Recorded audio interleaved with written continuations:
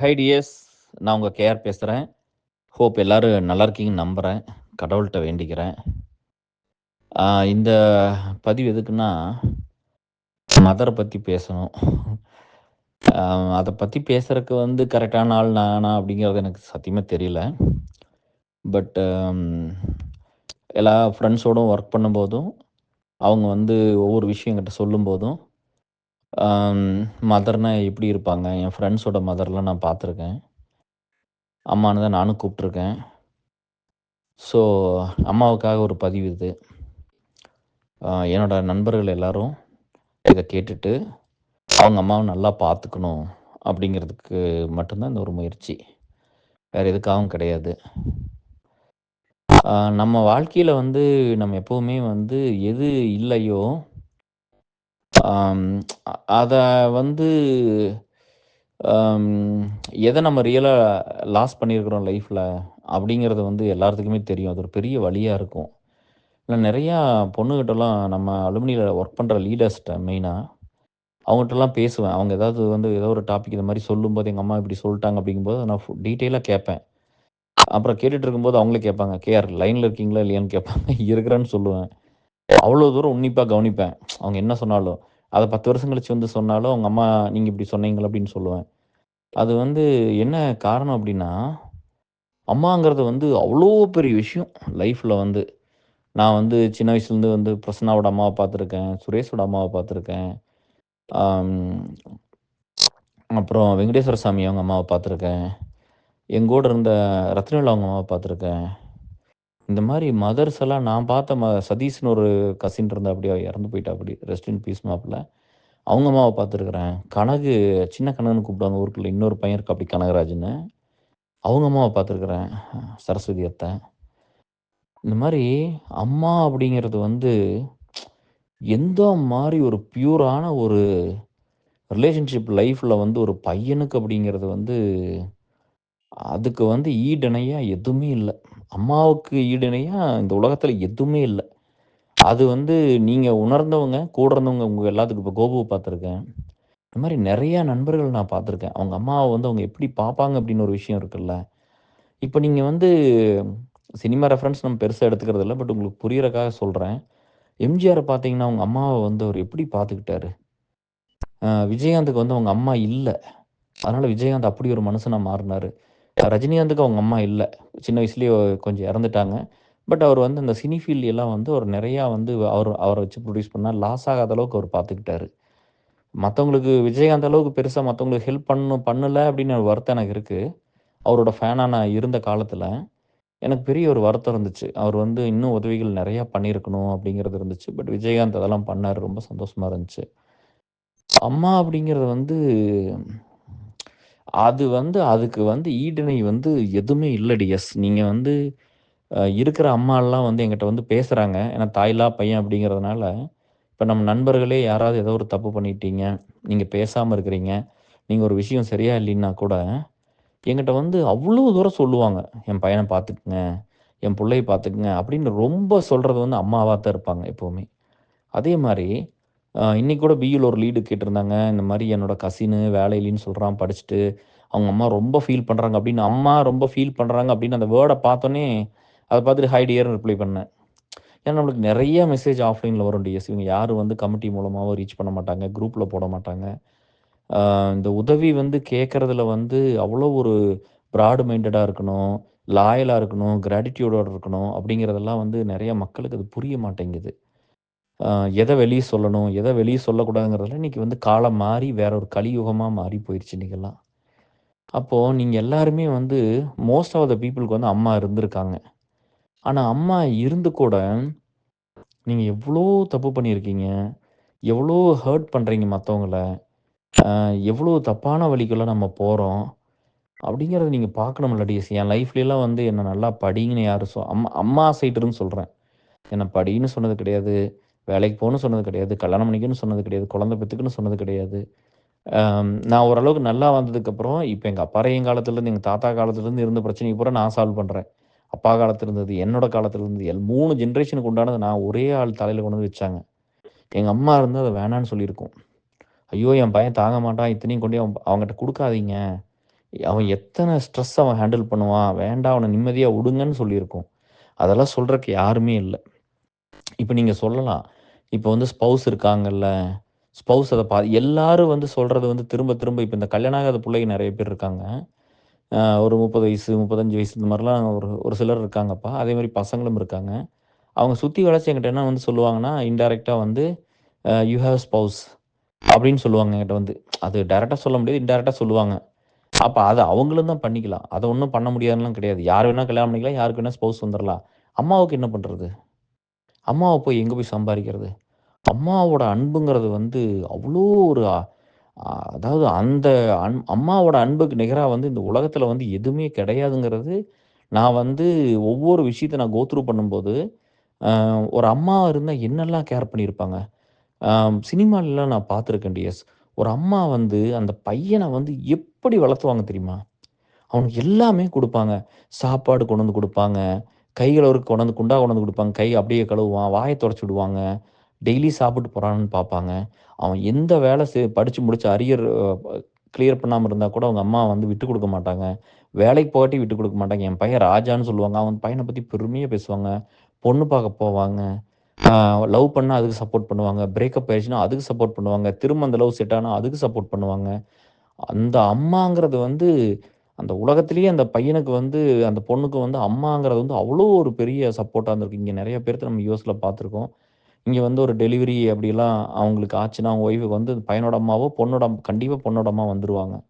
எனக்கு அந்த மாரிலாம் இல்லாதனால, எனக்கு அந்த ஆப்பர்ச்சுனிட்டிலாம் இல்லாமயே போயிருச்சு. நம்ம பாப்பா பொறந்தபோது யுஎஸ்ல பொறந்தாப்படி. அப்பலாம் இங்க யாரும் வரலையல்ல. அப்பலாம் எனக்கு தோணும். ஒரு வேள நம்ம அம்மா இருந்தா நம்மளுக்கு இப்படிலாம் வந்திருப்பாங்கல்ல அப்படின்ட்டு. வந்திருப்பாங்க, பார்த்துருப்பாங்கல்ல அப்படின்னு. அப்போ இங்க பீப்பிள் ஆர் டிஃபரண்ட் டியர்ஸ் சரிங்களா? அட்லீஸ்ட் வந்து எனக்கு ஒரு பெரிய சந்தோஷம் இருக்குது. இன்னைக்கு கூட ஒரு ரைட்டப் எஸ்எல் எழுதியிருந்தேன். அதுக்கு 2, 3 கால் வந்துச்சு. ஃபெரோஸ்ட்டலாம் பேசினேன். ஃபெரோஸ் மாரி ஒரு ஆள்லாம் வந்து எனக்காகலாம் சண்ட போட்டுருக்காங்க. டிஜே மாரி ஒரு நண்பர் வந்து எனக்காக சண்ட போட்டுருக்காங்க. பரம்னு ஒருத்தர் எனக்காக சண்ட போட்டுருக்காரு. அப்படின்னு வந்து ஒரு சிலர் என்னால சொல்ல முடியும். ஆனா அம்மா இருந்தா, அம்மா எல்லாத்துக்குமே சண்ட போடும். நம்மளுக்கு வந்து ஒரு கெட்டது நடந்தா சண்ட போடும். ஒரு கொடூரம் நடந்தா சண்ட போடும். ஒரு இன்ஜஸ்டிஸ் நடந்தா சண்ட போடும். அம்மாங்கிற ஒரு உயிர் வந்து அவ்ளோ போராடும் வாழ்க்கையில. ஆனா வந்து எனக்கு வந்து அந்த பாக்கியமே லைஃப்ல இல்லாம போயிருச்சு. நெறைய கோ த்ரூ பண்ணி தான் இந்த இடத்துக்கு வர மாரி இருந்துச்சு. நீங்க யோசிச்சு பாருங்களேன், அந்த மாரிலாம் எதுவுமே கேர் பண்ணிக்காமலாம் அவங்க அம்மா விட்டதே கிடையாது. உங்களுக்கு எல்லா விஷயத்தையும் தான் குடுத்துருக்காங்க. நம்ம என்ன பண்ணணும்னா, இப்ப என்ன பாருங்க. உங்க அம்மா இருக்கிறவங்க அத்தன பேர் என்ன மட்டும் பாருங்க. அப்போ உங்களுக்கு என்னெல்லாம் கிடைச்சிருக்குது, எனக்கு என்னெல்லாம் கிடைக்கலன்னு முதல்ல புரிஞ்சுக்கிட்டீங்கன்னா, உங்களுக்கு என்னெல்லாம் கிடைச்சிருக்குன்னு தெரியும். அந்த அம்மா மேல அவ்ளோ மரியாதை வந்துரும். ஆனா நம்ம வந்து அம்மாவ வந்து பெருசாவே பார்க்கறதில்ல. அவங்கள வந்து அவங்களுக்கு அவங்களுக்கு உண்டான ஒரு படிப்பு, அறிவு, உலகத்த பத்தி புரிஞ்சுக்கிட்டது, அதில தான் அவங்க பேசுவாங்க. ஆனா அவங்க அது வேணா அவங்க அறிவா இருக்கலாம். அவங்க பேசுறது வேணா அ இந்த ஸ்டேஜ் நெறைய பேர் டெவலப் ஆகி பெரிய லெவலுக்கு லைஃப்ல வந்தனால அவங்களுக்கு பிடிக்காம கூட இருக்கலாம். ஆனா, அம்மாவோட அன்பு ஒண்ணு இருக்குல்ல, அவங்க செமந்து பெத்தது ஒண்ணு இருக்குல்ல, அதையெல்லாம் வச்சுட்டு ஒரு சிலர் அதெல்லாம் அதுக்கெல்லாம் என்ன ஈடாகும்? யோசிச்சு பாருங்க. அ ஒரு ஒரு லேடி வந்து பிரெக்னன்ட் ஆனாங்கன்னா, அவங்களுக்கு வாமிட் வரும். அப்ப என்ன ஆகும் அப்டின்னா, ஆம்பளைக்கெல்லாம் ஒண்ணுமே இல்லைங்க. ஆம்பளைலாம் ஒரு பிரெக்னன்சி பண்றதுல ஆம்பளைகள் என்ன பெரிய கஷ்டம் இருக்குன்னா, பொம்பளைக்கு எவ்வளோ கஷ்டம் தெரியுமா? ஒரு அந்த குடல் வந்து லெஃப்ட் சைடு இருந்தோ ரைட்டோ, இல்ல ரைட்ல இருந்து லெஃப்ட்டோ அது மறந்துட்டேன். பட் அது வந்து அந்த குடல் ஃபுல்லா மாறி உடம்புல செட் ஆகணும். அவங்க ஒரு டெலிவரி பெயின் இருக்குல்ல, அதுக்கெல்லாம் ஈடிணை எதுவுமே கிடையாது. அப்படி ஒரு அம்மா வந்து ஒரு குழந்தைய பெத்து, அ அத வளர்த்தி, அத ஆளாக்கி, அதுக்காக யோசிக்கும். அவங்களுக்காகவே வாழுவாங்கப்பா. குழந்தைகளுக்காக வாழுவாங்க, புருஷனுக்காக வாழுவாங்க. இதெல்லாம் அம்மா மட்டும் தான் பண்ண முடியும். வேற எந்த உறவும் அவ்வளோ ஒரு பியூராவெல்லாம் இருக்கவே இருக்காது. நீங்க சொல்றீங்கல்ல, கல்யாணமாகி ஸ்பௌஸ்ன்லாம் வந்துட்டா கூட, அவங்கள நம்ம ஸ்ட்ரெஸ் பண்ணக்கூடாதுன்னு தான்ப்பா அவங்க நெறைய இடத்துல பார்ப்பாங்க. நான் என்ன கோ த்ரூ இப்போ ஒரு 3 ஜெனரேஷனா பண்ண முடியாத வேலையெல்லாம் எங்க அப்பா கொண்டு வந்து என் தலையில கட்டுனாருன்னா, அதையெல்லாம் நான் பண்ணிக்கிட்டு இருப்பேன். ஆனா எங்க அம்மா இருந்தா விடாது. அவனுக்கு வந்து நெஞ்சு வந்து அவனுக்கு வந்து பாரமா இருக்கும் அப்படின்னு சொல்லுவாங்க. அத எங்க ஆத்தா ஒரு தடவ சொல்லுச்சு. ஒரு தடவ வந்து ஒரு டிராக்டர் வந்து எங்க ஊர்ல வந்து உழவு ஓட்டும்போது நின்னு போச்சு. அந்த கேஸ் வீல் போட்டு எல்லாம் டயர் 2யும் கழட்டிட்டு கேஸ் வீல மாட்டிக்கிட்டாங்க. அப்போ ஒரு சூரி கயித்துல வந்து இந்த பாறாங்கயிறு இருக்குல்ல, பாரம் கட்டுற கயிறு இருக்குல்ல லாரிலலாம், அந்த வெயிட்லாம் வச்சு கட்டுவாங்கல்ல லோடெல்லாம். அந்த கயித்த வந்து அந்த கேஸ் வீல்ல கட்டி, அந்த ரோப் மாரி அத கட்டி லாங்குல நின்னு இழுக்கணும். அத இழுத்தீங்கன்னா, எவ்வளோ ஃபாஸ்ட்டா இழுக்குறீங்களோ கேஸ் வீல் சுத்தணும். சுத்துச்சுன்னா மேல உட்காந்து அவரு ஸ்டார்ட் பண்ணுவாரு. ஸ்டார்ட் ஆகும் டிராக்டரு. அப்போ துரைமாமன்னு ஒருத்தர் இருந்தாங்க. நம்ம சொந்தக்காரங்க தான். அவங்க இறந்து போயிட்டாங்க. ரெஸ்ட் இன் பீஸ் மாமா. அவங்க ஒரு 6 ஃபீட் நல்லா ஸ்ட்ராங்கான ஒரு மனுஷன். அவங்க டிராக்டர் தான் வந்திருக்குது. நின்னு வச்சு எங்க அப்பா சொன்னோனே அவங்க வந்துட்டாங்க கேள்விப்பட்டேன்.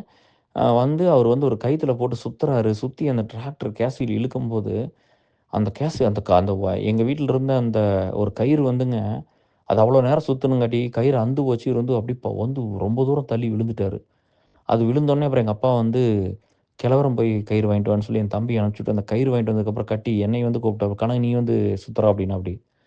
ஏன்னா எங்க அப்பாவுக்கு தெரியும் வந்து அந்த இன்ஜின் எல்லாம் வந்து மழை பெஞ்சு நின்னு போச்சுன்னா, நம்ம வீட்ல அப்பலாம் அந்த மூடுறதுக்கெல்லாம் ஒண்ணும் இல்ல. வெறும் அ உப்புச்சாக்கு இருக்குல்ல, வெள்ளச்சாக்கு அதில போட்டு அந்த இன்ஜின மூடி வச்சிருப்போம். அது மழை பெஞ்சு நின்னு போச்சுன்னா, அத சுத்தி சுத்தி அத எடுத்து விடுறது வந்து இன்ஜின் சூடானா தான் ஓடும். அதுக்கு ரொம்ப நேரம் சுத்தணும். சுரேஷ் எல்லாம் வருவான். அவன்லாம் சுத்தி பார்த்துட்டு விட்டுருவாப்படி. அது ரொம்ப நேரம் சுத்துனா தான் இன்ஜின் ஸ்டார்ட் ஆகும். அதில தான் இன்ஜின் எடுத்து கொடுத்தா தண்ணி வீட்டுக்கு எடுத்துட்டு போவோம். அப்பலாம் வீட்டுக்குள்ள தண்ணி வராது. கிணத்துலருந்து செமந்து கொண்டு போய் தான் குடிச்சிட்டு இருந்தோம். அப்ப எங்க அப்பாவுக்கு அது தெரியுமா, அதனால வந்து அவரு இன்ஜின் வந்து அந்த மாரி ஆயிடுச்சுன்னா, நான் இல்லைன்னா ரொம்ப கஷ்டப்பட்டுருவாங்க எடுத்துடுறதுக்கு. நான் இருந்தேன்னா தான் மட்டும் தான் எடுத்துட முடியும்னு சொல்லுவாங்க. அதனால "நீ இல்றா" அப்படின்னு சொல்லும்போது, எங்க ஆத்தா வந்து அங்கருந்து எங்க அப்பாவோட அம்மா அங்கருந்து வருது. "ஐயோ! வேண்டாம் அவன் சின்ன பையன் நெஞ்சு புடிச்சுக்குன்னு" சொல்லுது. இதெல்லாம் ஒரு மதர்ஸ் லவ் தான். இந்த மாரி வந்து எல்லார்த்துனாலயும் அந்த விஷயமெல்லாம் பண்ணிற முடியாது. அப்புறம் அத சுத்தி அப்புறம் ஸ்டார்ட் பண்ணி விட்டேன். பட் கயிறு அங்குல புது கயிறு போட்டு, அதெல்லாம் பண்ணேன். பட் ரொம்ப நேரம் சுத்த வேண்டியது இருந்துச்சு. பட் அப்பலாம் வந்து ஸ்மோக்லாம் பண்ணதில்ல. ரொம்ப ஃபிட்டா இருந்தது. யங் ஏஜ் அதெல்லாம் பண்ண முடிஞ்சது. ஸோ இந்த மாரி அந்த ஆத்தா வந்து துடிக்குது. வேண்டாம் அவனுக்கு நெஞ்சு பிடிச்சுக்கும் அப்படின்னு சொல்லுது. அது எங்க அம்மா இருந்தா கண்டிப்பா சொல்லியிருக்கும். ஐயோ! என் பையன இதெல்லாம் பண்ண விடாதீங்க. அவனால பண்ண முடியாதுன்னு. அப்படிலாம் எனக்கு வாழ்க்கையில அப்படி ஒரு வார்த்தைய நான் கேட்டதே இல்ல. ஆத்தாட்ட ஒரே தடவ அத கேட்டேன். அம்மா இருந்தா எனக்கு 1000 தடவ சொல்லியிருக்கும். என் பையனுக்கு இது கஷ்டமா இருக்கு. இத பண்ணாதீங்க. என் பையனுக்கு இது வராது. இது சொல்லாதீங்க. என் பையன் இப்படி இல்லைன்னுலாம் எனக்காக வந்து கூட நின்னு வாதாடுறதுக்கும், போராடுறதுக்கும், அம் அப்படிலாம் இருந்திருக்கும். பட் இன்னைக்கு வந்து இவ்வளோ பேர் இன்னைக்கு கூட ஜெயர்ட்ட பேசிட்டு இருந்தேன். ஜெயர் கூப்பிட்டு கேட்டாப்படி, "என்னடா ஆச்சு வேலையெல்லாம்ன்னு?" கேட்டுட்டு இருந்தாப்படி. சொல்றேன்டா எல்லாம் நல்லா போயிட்டுருக்கு. நான் சொல்றேன்டா பங்க்ஸ் அப்படின்னு சொல்லிட்டு இருந்தேன். ரொம்ப அக்கறையா, ரொம்ப பாசமா இருப்பாப்படி என் மேல. அவங்க அம்மா அப்படிதான். அவங்க அம்மா அத விட ஒரு இலக்கணம். அது ஒரு இலக்கணம். அந்த அம்மா வந்து அப்படிலாம் ஒரு பையன வளர்த்த முடியுமான்னு கூட எனக்கு தெரியல. அந்த மாரி அவன். அம் இதெல்லாம் பார்க்கும்போது, நம்ம நெறைய பேர் வந்து அதையெல்லாம் மிஸ் பண்ணிடுறீங்களோ அப்படின்னு எனக்கு தோணுது டியர்ஸ். நீங்க வந்து அத மட்டும் தான் பண்ணணும். அவங்கள நல்லா வச்சுக்கணும். இப்ப நீங்க வந்து நெறைய பேர் வந்து சிங்கிள் சைல்டு இருக்கிறீங்க. யுஎஸ்ஓ எங்கேயோ ஒரு பக்கம் வந்து செட்டில் ஆயிட்டீங்க. அம்மாவ பார்த்துக்கணும். அதுக்கு தான் நம்ம ESL ஹோமேஜ் கட்டுறோம்ன்னு சொல்றோம். அதுக்கெல்லாம் வந்து கூட சேர்ந்து ஒர்க் பண்ணுங்க. உங்க சிப்லிங்ஸ் யாராவது ஸ்பெஷல் கிட்டா இருந்தா, அவங்களையும் பார்த்துக்கிறேன்னு தான் சொல்லுது. நீங்களும் வந்து கூட சேர்ந்து ஒர்க் பண்ணுங்க.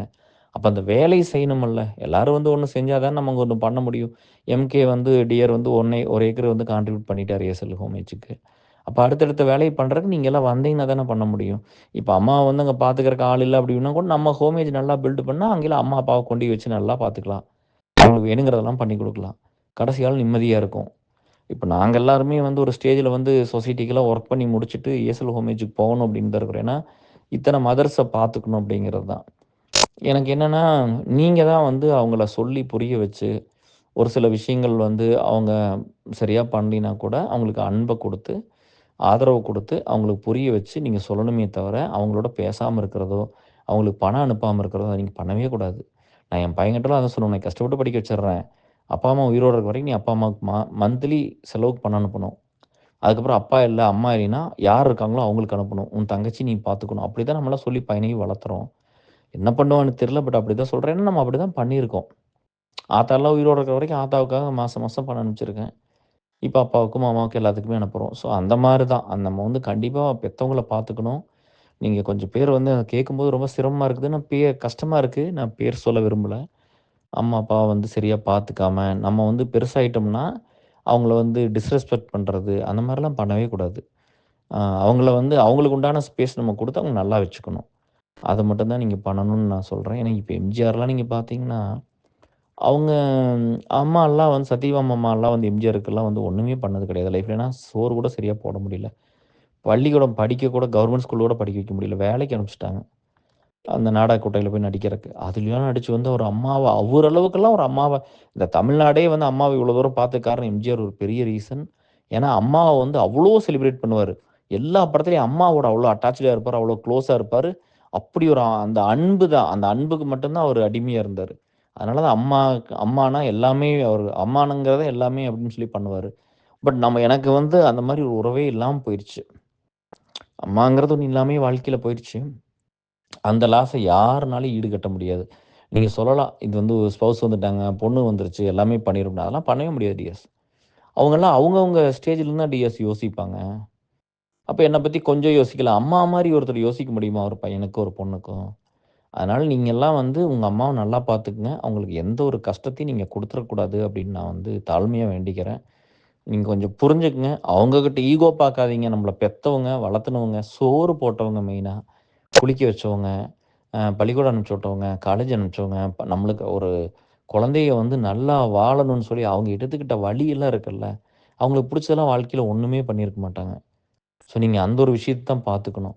அம் நீங்க அதனால வந்து வேற எந்த ஒரு பிரச்சனையும் பெருசா பண்ணாம, ஒரு சில ஃப்ரெண்ட்ஸ் வந்து பேசாம இருக்கிறீங்க அப்படின்லாம் கேள்விப்படும்போது ரொம்ப கஷ்டமா இருந்துச்சு.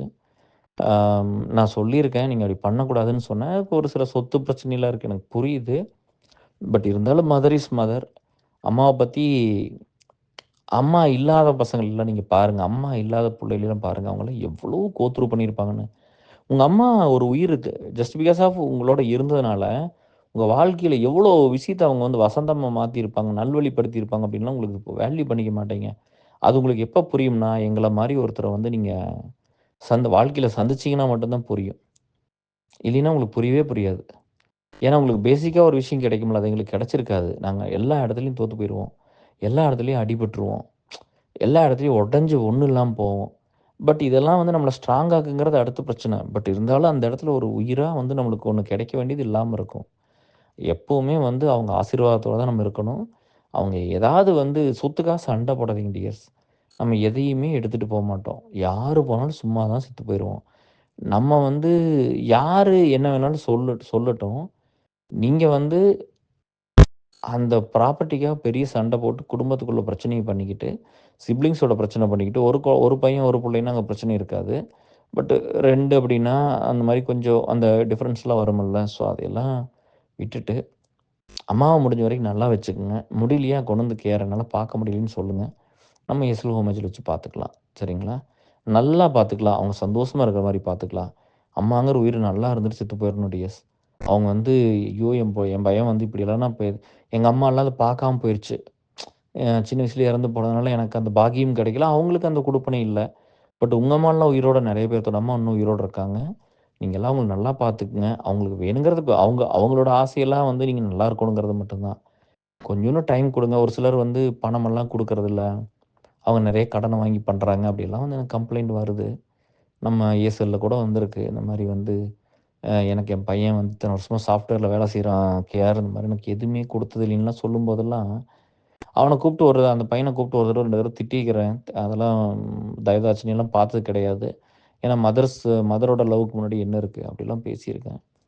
பட் பட் ஸ்டில் வந்து சொல்லிட்டு சொல்லுவேன். "டேய் என்னையெல்லாம் பார்த்து கொஞ்சம் கத்துக்குங்கடா டேய்." அந்த உறவுகள்லாம் இல்லைங்கிறதுக்கா எத்தன லட்சத்த குடுத்தாலும் அம்மாவ கொண்டு வர முடியுமா? எத்தன கோடிய குடுத்தாலும் அம்மாவ கொண்டு வந்துர முடியுமாடா? வேற எந்த ரிலேஷன்ஷிப் வேணா நம்ம பில்ட் பண்ணிக்கலாம். லவ் பிரேக்கப் ஆகுதா இன்னொரு லவ் பண்ணிக்கலாம். கல்யாணம் பிரேக்கப் ஆகுதா இன்னொரு கல்யாணம் பண்ணிக்கலாம். புள்ள இல்லையா, குழந்தை இல்லையா, குழந்தை பெத்துக்கலாம். இருந்த குழந்தை சரியில்ல, இன்னொரு குழந்தை பெத்துக்கலாம். என்ன வேணா பண்ணலாம். இல்லையா? இன்னொரு குழந்தை வேணுமா பெத்துக்க முடியும். படிச்சா வேலைக்கு போயிற முடியும். காசு வேணா சம்பாரிச்சுக்க முடியும். அம்மாவ எங்க போய் வாங்குறது? அப்படி இருந்தா சொல்லுங்க டியர்ஸ். அப்படி ஏதோ ஒரு வழி இருந்தா சொல்லுங்க. நான் எங்க அம்மாட்ட பேசணும்னு ஆசைப்படுறேன். ஏன்னா நம்ம பேசினதே இல்லையல்ல. அதனால ஏதாவது வழி இருந்தா சொல்லுங்க. நம்ம அதுக்கெல்லாம் கொஞ்சம் எக்ஸ்பென்ஸ் செலவு பண்ணி பேசி பார்ப்போம். சரிங்களா? அதெல்லாம் ஒண்ணுமே இல்ல டியர்ஸ். அது இழப்பு வந்து இழப்போட இருந்தவங்களுக்கு மட்டும் தான் அந்த வலியெல்லாம் தெரியும். அம் லேடீஸ் வந்து பார்த்தீங்கன்னா, நான் இந்த இந்த சோசியல் மீடியா வந்து எல்லாரும் போய் ஷார்ட்கட்ல போய் பணம் சம்பாரிக்கிறது, இந்த மாரி வந்து ரொம்ப பப்ளிக்கா வந்து அவங்கள வந்து ஷோ ஆஃப் பண்ணிக்கிறது. அவங்கள வந்து ஒரு பப்ளிக் டிஸ்ப்ளேவா வச்சுக்கிறது. இன்னைக்கு பாருங்களேன், இப்ப வந்து ஒரு போர்ன் ஆக்ட்ரஸ் எல்லாம் வந்து அவங்கலாம் பேசும்போது கூட, "ஆமா நான் ஒரு காலத்தில அப்படித்தான் இருந்தேன்." இன்னைக்கு இன்னைக்கு ஒரு நண்பர் அனுப்பிச்சிருந்தாரு Instagram லிங்க். "ஆமா நான் அப்படித்தான் இருந்தேன். எனக்கு அத பத்திலாம் ஒரு பெரிய ரெக்ரெட் இல்ல. நான் இப்ப சந்தோஷமா இருக்கிறேன். 3 குழந்தையோட இருக்கிறேன். செக்ஸி ஹஸ்பண்டோட இருக்கிறேன்." அப்படிலாம் பேசியிருக்கிறாங்க. அது வந்து ரெக்ரெட் பண்ணணும். இப்ப நான் தப்பு பண்ணதுக்கெல்லாம் நான் ரொம்ப ரெக்ரெட் பண்றேன். என் லைஃப்ல நடந்த தப்பு நான் பண்ணதுக்கெல்லாம் வந்து நான் கண்டிப்பா வருத்தப்படுறேன், கவலைப்படுறேன். கடவுள்ட்ட மன்னிப்பு கேட்கிறேன். என் நண்பர்கள்ட்ட மன்னிப்பு கேட்கிறேன். இதெல்லாம் ஏன் அப்படி நடந்ததுன்னு தெரியலையே! நான் ஏன் அவ்வளோ மோசமா இருந்திருக்கிறேன்? ஏன் தப்பு ரொம்ப குறைவா தான் பண்ணியிருக்கிறேன். பட் இருந்தாலும், அதுக்கு ரொம்ப வருத்தப்படுறேன். அதையெல்லாம் ஜஸ்டிஃபை பண்ணல. அதுக்கு ரெக்ரெட் இல்லைன்னு சொல்லல. நான் ரொம்ப ரெக்ரெட் பண்றேன். என்னால யாராவது பாதிச்சிருந்தாங்கன்னா, நான் ரொம்ப ரெக்ரெட் பண்றேன். ரொம்ப கவலைப்படுறேன் அதுக்கெல்லாம். ஸோ அப்படிதான் இருக்கணும். நம்ம வந்து எதையுமே நம்ம வந்து அப்பதானே ஒரு மனுஷன நேசிக்கிறதுக்கு ஒரு உண்மையான ஒரு அர்த்தம் இருக்கும். நான் எதுக்குமே கவலைப்பட மாட்டேன். நான் அப்படிதான் இருந்தேன். இப்ப என்ன அப்படின்னு கேட்கறதுலாம் ஒரு சரியா இருக்காதுல்ல. ஆம். இந்த சொசைட்டி வந்து அம்மாங்கிறவங்க வந்து ஒரு குழந்தைன்னு பொறந்து ஃபேமிலின்னு ஆயிடுச்சுன்னா, அவங்க படுற கஷ்டமெல்லாம் ரொம்ப அதிகம். அவங்க பார்க்காத சாக்ரிஃபைஸ் எல்லாம் கிடையாது. அவங்க எல்லாத்தையும் குடும்பத்துக்காக குடுத்து போட்டு உட்காந்துருப்பாங்க. நெறைய வலி எடுத்துக்குவாங்க. அந்த குழந்தைங்க நல்லா வரணும்னு சொல்லி. இப்போ ஒரு ஃபேமிலி ஒரு ஒரு ஃப்ரெண்ட நான் பார்த்தனாலே எனக்கு தெரியும்ல, உங்க அம்மா என்ன பண்றாங்க, உங்க அப்பா என்ன பண்றாங்க. Okay fine. உனக்கு அப்பா, அம்மா இருக்காங்க. ஓகே. உனக்கு வந்து வேணுங்கிற அது அது நம்ம பேசிக்கா ஒரு அப்பா, அம்மா இருந்தா என்ன பண்ணுவாங்கன்னு தெரியும்ல. என் வாழ்க்கை முழுவதும் வந்து அன்னைக்கு ரேணுவா யாரோ சொன்னாங்க. ஒரு கால் பேசிட்டு இருக்கும்போது, ஒரு கான்ஃபரன்ஸ் கால் 2, 3 பேர் பேசிட்டு இருக்கும்போது, அவங்கலாம் வச்சதுக்கப்புறம் சொன்னாங்க. ஒரு கன்வர்சேஷன் வந்துருச்சு. அதில ஏதோ ஒண்ணு சொல்லிட்டாங்க. யாரோ வந்து அ அம்மா அந்த மாரி ஏதோ சொன்னாங்க அப்படின்னு சொல்லும்போது, அப்புறம் நான் சத்தம் போட்டுட்டு இருந்து இப்படிலாம் பேசக்கூடாது. அவங்கள இப்படி நல்லா வச்சுக்கணும் அப்படின்னு. அப்ப சொன்னாங்க, "வாழ்க்கை முழுவதும் உங்க அம்மாவ மட்டும் தானே தேடுனீங்க" அப்படின்னு. நான் இதுவரைக்கும் டிஎஸ் எனக்கு 44 முடிஞ்சு 45 நடக்குது. பட் இருந்தாலும், எங்க அம்மாவ மட்டும் தான் இத்தன வருஷம் நான் தேடினேன். அ அத வந்து நான் நான் சந்திக்கிற ஒவ்வொரு மனுஷங்ககிட்ட நான் தேடியிருக்கிறேன். அத வந்து இப்ப கௌரவ் மாரி ஒரு ஆள் வந்து இப்ப சுனில் மாரி ஒருத்தர் வந்து, அ எ அருண் மாரி ஒருத்தர் வந்து இப்ப அம்மாவோட அந்த ரோல் எனக்கு அத பண்ணிட்டாங்கன்னா, கொஞ்சம் கொஞ்சம் பண்ணுவாங்கல்ல அவங்கள அறியாம. அவங்கள அப்படியே ஹோல்டு பண்ணி வச்சுக்குவேன். அவங்கள எல்லாரும் என் அம்மா வெர்ஷனா பார்த்துக்குவேன், கௌரவ் எல்லாம். அந்த மாரி தான் பொண்ணுங்களும். இப்போ நீங்க யோசிச்சு பாருங்க. ஒரு சில ப்ராப்ளம் வந்து இப்ப நம்ம ஏஎஸ்எல்எல்ல ஒர்க் பண்ணும்போது, அது விமென்ஸ் ப்ராப்ளமா இருக்கும். அத வந்து வெளில போய் சொல்ல முடியாதுப்பா. யார்ட்டயும் போய் வெளில போய் சொன்னோம்னா, அது பசங்க மிஸ்யூஸ் பண்றதுக்கு வாய்ப்பு இருக்குல்ல அப்படின்னு சொல்லி அந்த பொண்ணுங்களே என்கிட்ட சொல்லுவாங்க. வெளிய சொல்லாதீங்க தலைவரேன்லாம் என்கிட்ட நெறைய பேர் கேட்டுருக்காங்க. அப்படி இருக்கும்போது புள்ளைகள வச்சு தான் ஒர்க் பண்ணியிருப்போம். அந்த பொண்ணு வந்துப்பா அத்தன வலி எடுத்துட்டு வந்து நிக்கும். அத்தன வலி எடுத்துட்டு வந்து வேலை செய்யும். இன்னைக்கு வேலை செய்றவங்க அத்தன பேரும் நம்ம லீடர்ஸா ஒர்க் பண்றவங்கல்ல எல்லாரும் பெரிய வெல் டு டூ பெரிய பணம் இருக்கு அப்படிலாம் யாருமே இல்ல. எல்லாரும் நெறைய பேர் கஷ்டப்படுறவங்க தான் இன்னுமே இருக்கிறாங்க. வேலை இல்லாம இருக்கிறவங்க இருக்காங்க. அப்படிலாம் இருந்து கூட இந்த விஷயத்த விட்டு குடுக்காம பண்ற அத்தன உயர்ந்த நான் ரொம்ப வந்து என் லைஃப பெருசா பார்க்குற பொண்ணுங்க வந்து நெறைய பேர் லேடீஸ் நான் பார்த்துட்டேன். அவங்க வந்து இந்த 3 ட்ரஸ்ட்ல வந்து நான் பார்க்காத லேடீஸ் கிடையாது. பட் அவ்வளோ பேர் இருந்திருக்காங்க. நம்ம ஒர்க் பண்றதுக்கும், நம்ம பழகுறதுக்கும், நம்ம பேசுறதுக்கும் அவ்வளோ வாய்ப்பு இருக்கு. அவங்கள பத்தி புரிஞ்சுக்கிறக்கும், அந்த விமனோட வேர்ல்டு என்னன்னு தெரிஞ்சுக்கிறக்கும், நெறைய நெறைய நான் வந்து அந்த எக்ஸ்போஷர் இருக்கு. எப்பவுமே ஜட்ஜ் பண்ணதில்ல. அவங்க வந்து ஒரு பொண்ணு வந்து என்கிட்ட சொன்னாங்கன்னா, நான் அப்படியே தான் ஏத்திருந்திருக்கேன். அப்படியே புரிஞ்சுக்கிறதா, அப்படியே அக்செப்ட் பண்ணிக்கிறதா, அவங்க பிரச்சனைய பூரா நான் வந்து ரொம்ப ட்ரூவா ரொம்ப ஹார்ட் அண்ட் சோல் போட்டு தான் ஒர்க் பண்ணி குடுத்துருக்கிறேன். பொண்ணுங்களுக்கு வந்து எப்பவுமே நெறைய தான்ப்பா பண்ணியிருக்கிறோம். நம்ம பண்ணுன விசா அதிகம் அவங்களுக்கு விசா வாங்கி குடுத்து அதிகமா அவங்களுக்கு தான். எல்லா ஆடையும் உடைச்சு தான பண்ணோம். நான் டிசிசில வேலை செய்யும்போது டெம்போ டிராவல் போடுவாங்க. அது வந்து டெம்போ டிராவல்ஸ் இருக்கு. செகண்ட் ஷிஃப்ட்ல போறவங்கள கொண்டு போய் டிராப் பண்றதுக்கு அவ்வளோ கஷ்டமா இருக்கும். வேளச்சேரி சந்துக்குள்ள போகாது. அதையெல்லாம் கட் பண்ணி கேபா போட்டதெல்லாம் பொண்ணுங்களுக்காக தான். அதுலயும் வந்து ஒரு பையன போட்டு கடைசில தான் நான்லாம் கேப் அண்ட் பஸ் கோஆர்டினேட்டரா இருக்கும்போது அதெல்லாம் ரொம்ப ஸ்ட்ரிக்ட்டாவே அதெல்லாம் இம்ப்ளிமெண்ட் பண்ணோம். நெறையா ஒரு நல்ல ப்ராசஸ் இம்ப்ளிமெண்ட் பண்ணி குடுத்துருக்குறோம். எப்பவுமே ஒரு பொண்ணுக்கு ஆதரவா தான் நான்லாம் என் வாழ்க்கை முழுவதும் இருந்திருக்கேன். நான் கூட டிப்ரஷன்லாம் போயிருக்கும் போதெல்லாம் நம்மளோட இருந்ததெல்லாம் பசங்களோட புள்ளைங்க ரொம்ப ஸ்ட்ராங்கா இருந்தாங்க. அப்போ ஒரு 10, 15 பேரு. அவங்க தான் நம்மளையெல்லாம் வெளிய கொண்டு வந்தாங்களே தவிர, சி ஆப்வியஸா நான் சஃபர் ஆயி தான் வெளிய வரணும். அந்த மாரி ஒண்ணுக்கு போயிட்டு எல்லாருமே சஃபர் ஆயி தான் வரணும். அதுல டவுட் எல்லாம் இல்ல. நம்ம அனுபவிச்சு அந்த சித்திரவதைய, அந்த கொடுமைய கொஞ்சம் கொஞ்சமா கோ த்ரூ பண்ணி, உயிரோட இருப்போமா இல்லையான்லாம் தெரியாம, அதுக்கப்புறம் கொஞ்சம் கொஞ்சம் வந்து உயிர கையில புடிச்சு, எப்படியோ வந்து வந்துரும்னு வச்சுக்கங்க. ஆனா இந்த கூட இருந்த பொண்ணுங்களும் ரொம்ப பெரிய ரீசன். நான்லாம் வெளிய வந்ததுக்கு. இந்த மாரி வந்து எல்லா ஃப்ரெண்ட்ஸுக்கும் பொண்ணு எப்பவுமே ஹெல்ப்ஃபுல்லா தான் இருந்திருக்காங்க. அதனால நல்ல பொண்ணுங்க நெறைய பேர் இருக்காங்க. அவங்களுக்கு வந்து நம்ம எப்பவுமே சப்போர்ட்டா இருக்கணும். அவங்க வந்து இப்ப நம்ம நெறைய பேர் வந்து எம்எஸ் படிக்கிறாங்க, பிஹெச்டி பண்றாங்க. விசா வேணும்னு கேட்டுருக்காங்க, ஜாப் வேணும்னு கேட்கறாங்க. அந்த படிக்கிறதுக்கு பணம் கேட்கறாங்க. நம்ம எல்லாமே தான் பண்ணுது. பொண்ணுங்களுக்கு தான் இன்ஃபாக்ட் அதிகமா பண்ணியிருக்குது. நீங்க கான்ட்ரிபியூஷன் பண்ண லிஸ்ட் எடுத்து பார்த்தீங்கன்னா, 60, 40 தான் இருக்கும். 60% தான் பொண்ணுங்க, 40% தான் மென். அப்படிதான் நம்ம பண்ணியிருக்கிறோம். ஆனா எந்த ஒரு பையனும் நம்மள தப்பாட்டலாம் எடுத்துக்கிட்டது இல்ல. ஏன்னா ஒரு ஒரு பொண்ணுக்கு எல்லாம் பண்ணிட்டா அந்த குடும்பம் நல்லா இருக்கும்னு நான் எப்பவுமே யோசிப்பேன். இப்ப நம்ம நண்பரோட மனைவி இருக்காங்க. அவங்களுக்கு ஒரு வேலை வாங்கி குடுத்தா அந்த குடும்பம் நல்லா இருக்கும்ல. அவங்களுக்கு ஒரு விசா பண்ணா அந்த குடும்பம் நல்லா இருக்கும்ல. அவங்களுக்கு ஒரு எமர்ஜென்சி ஹெல்ப் ஏதோ படிக்கிறக்கு எதுக்கோ ஒண்ணு பணம் கேட்டா குடுத்தா அவங்க நல்லா இருப்பாங்கல்ல. அப்படிதான் டிஎஸ் நம்மலாம் யோசிச்சிருக்கோம். அப்படிதான் பண்ணியிருக்கு. அதனால வந்து ஒரு ஒரு ஆணுக்கு வந்து ஒரு பெண்ணுங்கிறது வந்து வாழ்க்கையில அவ்ளோ பெருசுங்க. அத உணர்ந்துக்குங்க. நம்ம வந்து எத தேடி போறோம்ன்ற ஒரு பொம்பள கிட்ட போய் சொல்லுங்களேன். எனக்கு நீ தான் உலகம். அப்படி சொல்லுங்க. உண்மையா ஃபீல் பண்ணா அப்படி சொல்லுங்க. மென்னு தாங்க வந்து ஒரு அழகா இருக்கிற பொம்பள பின்னாடி போயிருவாப்படி. ஒரு செலிபிரிட்டினா பின்னாடி போயிருவாப்படி. மென்னோட அட்ராக்ஷன் வேற, விமனோட அட்ராக்ஷன் வேற. விமன்லாம் அப்படி யாருமே இருக்க மாட்டாங்க. அவங்க பிசிக்கல் லுக்க பத்திலாம் பெருசா கவலைப்பட மாட்டாங்க. நீங்க மென்டலா அவங்கள எப்படி பார்த்துக்கிறீங்க? உங்களோட வேல்யூஸ் என்ன? அவங்க எவ்வளோ உங்ககிட்ட சேஃபா இருக்கிறாங்க? இத பொறுத்து தான் ஒரு மென்னே வந்து ஒரு விமன் வந்து உங்ககிட்ட இம்ப்ரெஸ் ஆவாங்க. ஸோ மென் அப்படி கிடையாதுல்ல. எவ்வளவோ பெரிய பெரிய பணக்காரங்க பார்த்துருக்குறோம். பெரிய செலிபிரிட்டி நடிகைலாம் கல்யாணம் பண்ணிக்கிறாங்கல்ல. இல்லையா? ஸோ அந்த மாரி நம்ம நெறைய பேர்த்த பார்த்துருக்கோம். ஆனா விமன் அப்படி பண்ண மாட்டாங்க. ஸோ அதனால அவங்க வேர்ல்டு வந்து என்னன்னா, ஒரு பொண்ணு இத பேசணுங்கிறதுனால தான் நான் மென்ஸ் வேர்ல்ட பத்தி பேசிட்டு இருந்தேன். பட் வந்து ஒரு விமென்ஸ் வேர்ல்ட பேசுறதுக்கு நான் கரெக்டான ஆள் கிடையாது. நான் கடந்து வந்த பொண்ணுங்கள பத்தி தான் பேசணும். அத பத்தி பேசணும்னா, நம்ம ESL அலுமினில ஒர்க் பண்ண லீடர்ஸ் பத்தி அவங்களோட குட் திங்ஸ் அத அத மட்டும் தான் பேசணும். அத பேசணும்னா என்ன பண்ணுவாங்க? KRக்காக வந்து இவங்கலாம் இவ்வளோ ஸ்ட்ராங்கா இருக்கிறாங்க. இவங்க ஏன் ஸ்ட்ராங்கா இருக்காங்க? அப்படி இப்படின்லாம் நீங்க பேசிட்டு உட்காந்துருப்பீங்க. இப்ப நெறைய பேர் வந்து எல்லா புள்ளைகளும் வந்து எங்கூட என்ன உலகத்துல இருக்கிற அத்தன புள்ளையுமா வந்து ESL அலுமினில ஒர்க் பண்ணுது. இது வராத எத்தனையோ புள்ளைக வந்து எவ்வளவோ பேர் ஆஃப்லைன்ல என்னென்னமோ வேணுங்கிற பையன போய் பார்க்கறது, அவங்களுக்கு என்னென்னமோ பண்றது, வீட்டுக்கு தெரியாம போய் பார்க்கறது, அவங்களுக்கு என்னென்ன வேணுமோ அதெல்லாம் பண்ணி குடுக்கறது. நம்ம உண்மையா இருந்தோம்னா நம்மகிட்ட வந்து நம்மளுக்கு அந்த மாரி நெறைய எவ்வளவோ பேர் பண்ணியிருப்பாங்கல்ல. அதுன்னு தானே இருக்கு. இல்லையா? அதுவும் அக்கவுண்டபிளா தானே அவங்க எடுத்துக்கணும். அதனால வந்து என்னோட கைண்ட் ரிக்வெஸ்ட் என்னன்னா, எனக்கெல்லாம் வந்து பொம்பளைங்க மேல வந்து அவ்ளோ மரியாதை இருக்கு. நான் வந்து ஒரு சாமியா கூட வந்து அவங்களலாம் பார்த்துருக்கேன். நெறைய இடத்துல வந்து ஏன்னா உயிரெல்லாம் காப்பாத்தி குடுத்துருக்காங்க அப்படிங்கும்போதெல்லாம், நம்ம அவங்களெல்லாம் அப்படிதான் வச்சிருக்கிறோம். ஸோ நீங்கலாம் வந்து சாமியா வைக்காட்டி கூட வந்து ஒரு ஒரு ஒரு மதருக்கு வந்து அவ்வளோ இம்பார்ட்டன்ஸ் குடுங்க. அதேமாரி உங்க வீட்ல இருக்கிற சிஸ்டர்ஸா இருக்கட்டும், இல்லையா? யாரா வேணா இருக்கட்டும். ஒரு பொம்பளைகளுக்கு ஒரு பெரிய மரியாதை குடுங்க. அவங்கள சேஃபா வச்சுக்கணும்.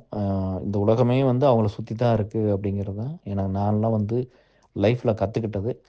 எனக்கு எந்த ஒரு ரெக்ரெட் இதெல்லாம் வந்து இல்ல அப்படின்னு சொல்றதெல்லாம் ரொம்ப ரொம்ப தப்பு. நம்ம தப்பு பண்ணா அத அக்செப்ட் பண்ணிக்கணும். அந்த பெருந்தன்மை எப்பவுமே இருக்கணும். நான் தப்பு பண்ணிட்டேன். இனிமேல் பண்ண மாட்டேன். எங்க அம்மாவுக்காக பண்ணிட்டேன். இல்ல எங்க அப்பாவுக்காக, எங்க ஃபேமிலிக்காக பண்ணிட்டேன்னு தான் சொல்லணும். சரிங்களா? அதனால வந்து நான் தப்பு பண்ணதுக்கெல்லாம் ரெக்ரெட் பண்ண மாட்டேன்னு சொன்னா, அப்புறம் என்ன இருக்கு? மனுஷனா நம்ம எதுக்கு பொறந்தோம்? இல்லையா? நம்மளும் மிருகமாவே பொறந்திருக்கலாம்.